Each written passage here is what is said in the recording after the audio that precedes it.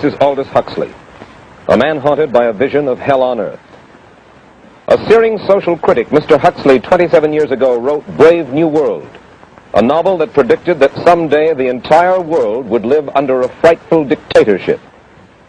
Today, Mr. Huxley says that his fictional world of horror is probably just around the corner for all of us.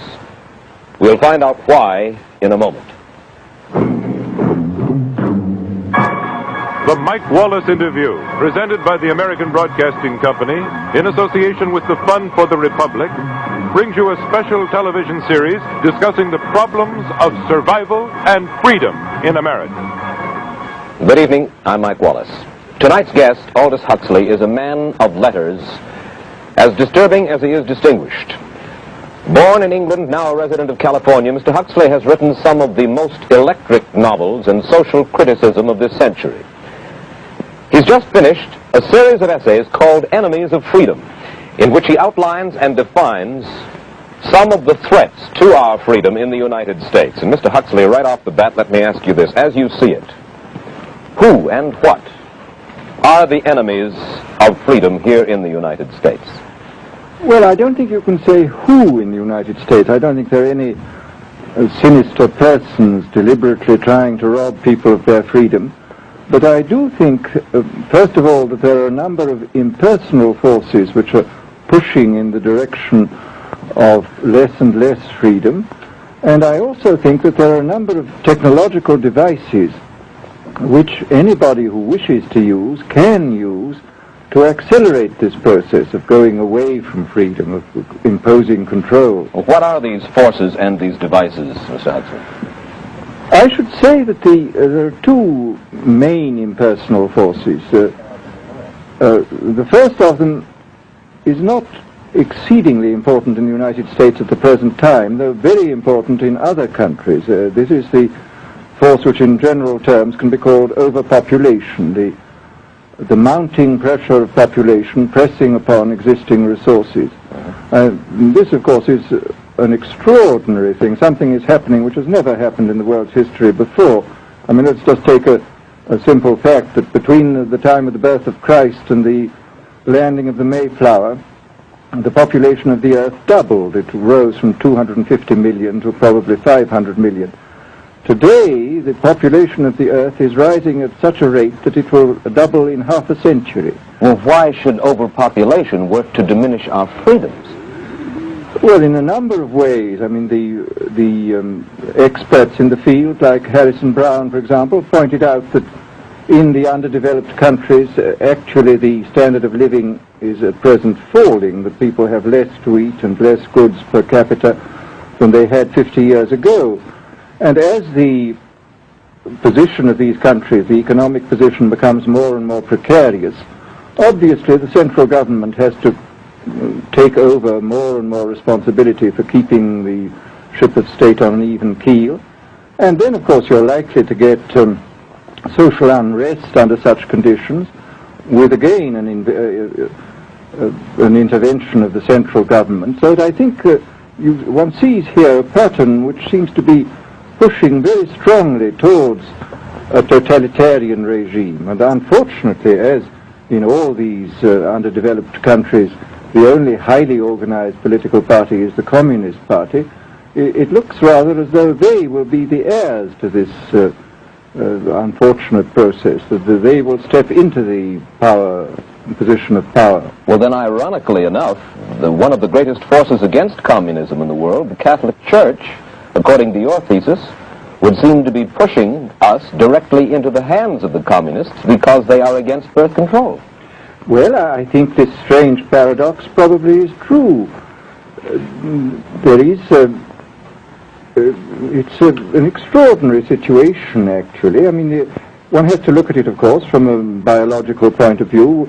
The whole essence of biological life on Earth is a question of balance, and what we have done is to practice death control in a most intensive manner without balancing this with the birth control at the other end. Consequently, the birth rates remain as high as they were, and death rates have fallen substantially.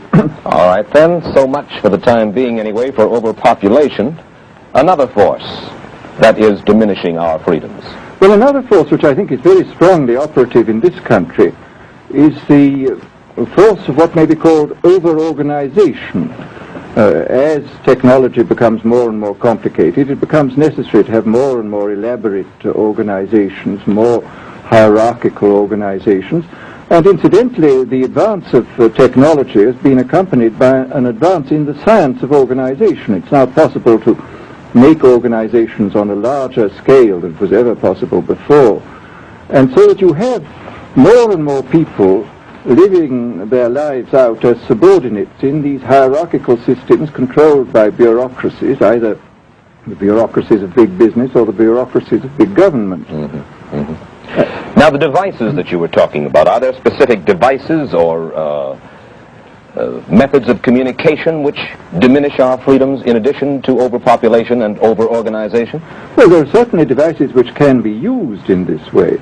I mean, let us take, after all, a piece of very recent and very painful history is the propaganda used by Hitler, which was incredibly effective. I mean, what were Hitler's methods? Hitler used terror on the one kind, brute force on the one hand, but he also used a very efficient form of propaganda, which he was using every modern device at that time. He didn't have TV, but he had the radio, which he used to the fullest extent, and was able to impose his will on an immense mass of people. I mean, the Germans were a highly educated people.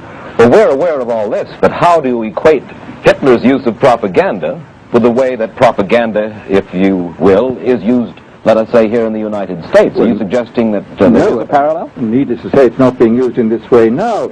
But the point is, it seems to me, that there are methods at present available, methods superior in some respects to Hitler's methods, which could be used in a bad situation. I mean, what I feel very strongly is that we mustn't be caught by surprise by our own advancing technology. This has happened again and again in history.